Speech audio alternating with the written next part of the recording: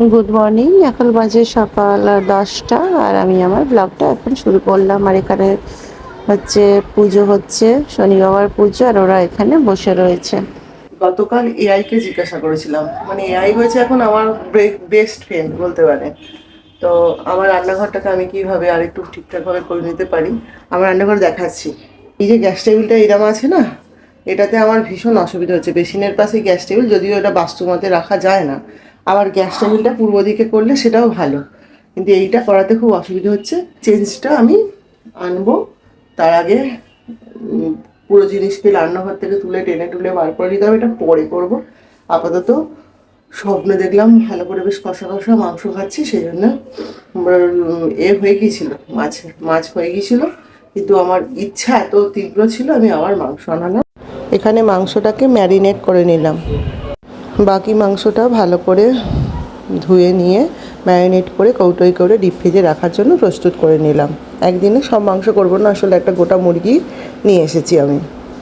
আমরা যারা 10টায় খেয়ে বাইরে বেরিয়ে চলে যাই, আমি, ছেলে, মেয়ে, আমার বর, তো তাদের রান্না বান্নাটা আমি করি। তারপরে রান্নাটা আমার রান্না দিদি আসে, সে এসে আমার মা বাবা এদের সব রান্না বান্নাগুলো করে। তো রান্না দিদির সঙ্গে আমার বিবাদ এটাই, রান্না দিদি ভীষণ কড়া পুড়িয়ে ফেলে। এই কড়াটা মাত্র 2 মাস বয়স, 2 মাস আগেই কড়াটা আমি ফেরিওয়ালার কাছ থেকে নিয়েছিলাম। আগের কড়াটা বদলে দিয়েছিলাম এই একই কারণে যে পুড়িয়ে কালো দাগ করে ফেলেছিল, আবার সেই একই অবস্থা। আমার জানি না, আমার এরকম পোড়া কড়া দেখতে ভালো লাগে না, কিন্তু যার যেটা ভালো নাই লাগে তাকে সেটা সহ্য করতেই হয়।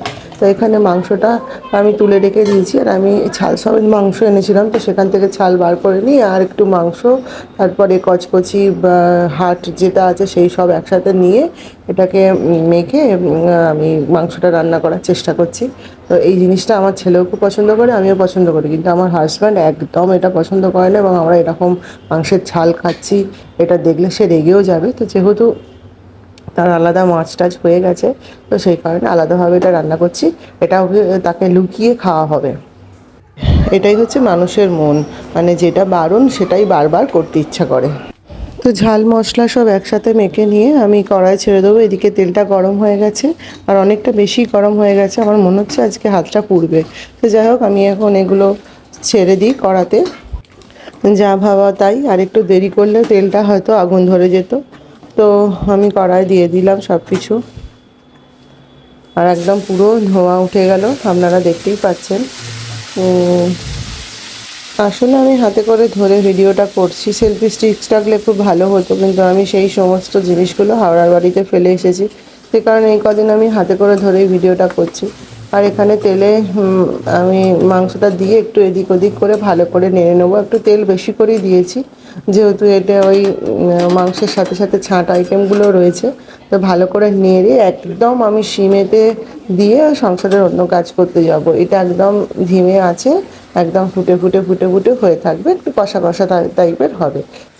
আর এটাকে বসিয়ে দিয়ে আমি একটু চা খেতে শুরু করে দিলাম। আমার সবেতেই চা লাগে, মানে নেশাখোরদের মতন। নেশাখোররা যেমন আনন্দে নেশা করে, দুঃখে নেশা করে, আমি ওই সবেতেই চা চা খাই। এটা আর কিছুই না, আসলে আমি খুব ভরা পেটে কাজ করতে পারি না, আমার পেট হালকা খালি রাখলে কাজ করা যায়, আবার এনার্জিটাও লাগে।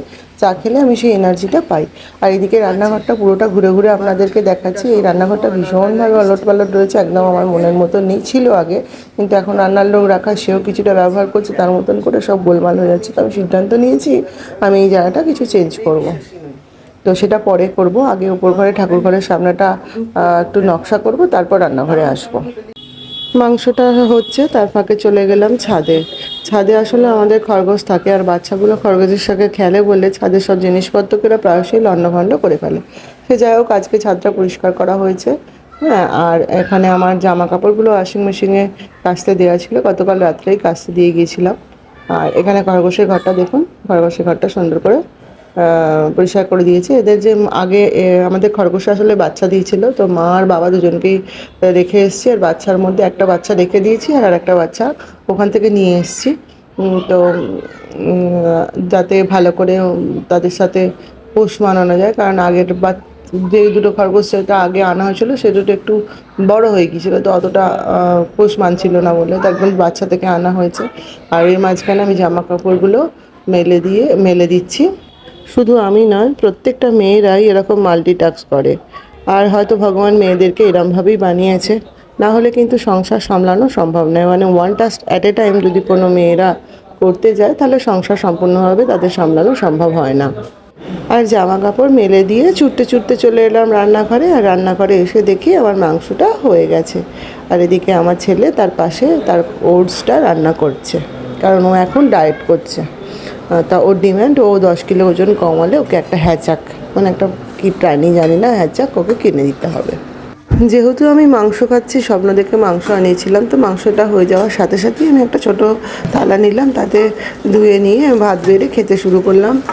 তো আর একটা উদ্দেশ্য ছিল আমার সাথে মেয়েকে একটু খাইয়ে দেওয়া, কারণ ও তো একসাথে অনেক খাবার খেতে পারে না, তো দুজনে মিলে আমারও একটু চ্যাকা হয়ে যাবে আর ওকেও একটু খাওয়ানো হয়ে যাবে। তো সেই মতন নিয়ে নিলাম, কারণ আজকে রবিবার, আমাদের খাওয়া দাওয়া করতে 3টে হয়ে যাবে। তা আমি সকাল থেকে জলখাবারও খাই না, শুধু চা খেয়েছিলাম, তো সেই কারণে আমি একটু জলখাবারের মতন খেয়েও নিলাম। পেটে খাবার পড়তে আবার এনার্জি এসে গেল, চলে গেলাম ঘর গুছোতে। দুটো ঘরের বিছানাকে টান টান করে পরিষ্কার করে নিয়ে পরবর্তী কাজে লাগবো, তবে তার আগে স্নানটা সেরে নেবো। সানডে সবাই দেরি করে উঠতে চায়, তো আমি উঠে পড়ে নিচে রান্নাঘরে চলে গেছিলাম, রান্নাবান্না করছিলাম। এরা তখনও ঘুমোচ্ছিল, সেজন্য বিছানা টিছানা পরিষ্কার করা হয় না। রান্নাবান্নার কাজ সেরে এসে তারপর আজকে বিছানা তোলার কাজ করলাম। তো বিছানাটা ভালো করে ঝেড়ে নিয়ে ভেবেছি যে স্নান করতে যাব, কিন্তু তারপরে মনে হলো যে না, আমার ঠাকুর ঘরের সামনে দেওয়ালটা বড্ড নোংরা হয়ে রয়েছে, মেয়েটা তো রং করে করে ভূত করে ফেলেছে, তো সেই দেওয়ালটা সাদা রং করে পরিষ্কার করে নেওয়ার, দেখুন এর আইডিয়া। এই টুলটার ওপরে উঠে সুইচ বোর্ডে সুইচ অন করছে। তো আমি অনেককেই দেখি একদম বিছানা টান টান করছে তো করছে, পাট করছে তো করছে, ভাঁজ করতে করছে তো করছে, এরকম করতেই থাকে সারাদিন, ঝাড়া মোছা হেনা তেনা করে নিজেকে ডুবিয়ে রাখে। সেটা অবশ্য তাদের চয়েস, আমি একদমই এসব পছন্দ করি না। যতটুকু না করলে জীবনটা ভালোভাবে বাঁচা দেয় না, ততটুকুই করি। তো সেরমভাবে একদম পাটে পাট করে ভাঁজে ভাঁজ করে আমি সমস্ত জিনিসকে করি না। তবে হ্যাঁ, ওপর ওপর দেখতে সুন্দর তো একটা ব্যাপার আছে, সেই জন্য আমার যে বিছানার যে জিনিসগুলো, বালিশ টালিশ সমস্ত কিছু আমি কিন্তু, যেহেতু বক্স কাট, বক্সের ভেতরে সব ঢুকিয়ে দিই ঝটপট করে, কারণ আমার কাছে টাইমটা বড় ম্যাটার। আমি তো বাইরে বেরোই কাজে, তো মানে পাট ধোয়া মোছা হেনা না, এসবে যদি এত সময় নষ্ট করি, তাহলে বাইরে যে আমি বেরোবো সেই সময়, সেখানে সঠিক সময় সঠিক টাইমে আমি পৌঁছতে পারবো না। আর শুধু তাই নয়, প্রত্যেকটা মেয়েরই আমার মনে হয় যে এই ঝাড়া মোছা ধোয়া এইসব করে বেশি সময় নষ্ট না করে অল্প স্বল্প রোজগারের জন্য বাইরে বেরোনো উচিত। এরপর রং তুলে নিয়ে বসে পড়লাম। এই বেসিনের ওপর এই দেয়ালটি কালো কালো ছোপ পড়ে অনেকটা নষ্ট হয়ে গিয়েছিলো, সে কারণে পুনরায় সাদা রং করে এটাকে ঠিক করে নিলাম। আর চিন্তা করেছি যে এখানে হলুদ রঙের কিছু আলপনা করব। আর আমি যখন কাজ করতে শুরু করেছি, নানুও আমার সাথে রং করতে শুরু করেছে। তবে বাড়ির সমস্ত কাজে বাচ্চাদের ইনভলভ করা ভালো, তাতে এরা সব কিছু শিখবে। তো আজকের মতন এইটুকুই। আবার আগামীকাল আপনাদের সাথে আবার দেখা হবে নতুন ব্লগে। সবাই ভালো থাকবেন, সুস্থ থাকবেন, আনন্দে থাকবেন।